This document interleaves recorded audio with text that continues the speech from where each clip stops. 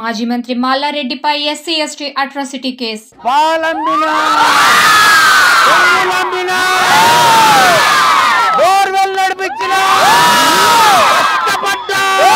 ఇలాంటి డైలాగ్ తో సహా సోషల్ మీడియాలో విపరీతమైన క్రేజ్ సంపాదించుకున్న మేడ్చల్ ఎమ్మెల్యే మల్లారెడ్డి తరచూ వివాదాలను కోరి తెచ్చుకుంటున్నారనే చెప్పాలి. రాజకీయాలైనా, వ్యాపారాలైనా, భూ కబ్జాలైనా ఎందులోనైనా ఆయన ప్రస్తావన తప్పకుండా వస్తోంది. బీఆర్ఎస్ లోకి అడుగుపెట్టినప్పటి నుంచి వివాదాలు ఇంకా కొనసాగుతూనే ఉన్నాయి.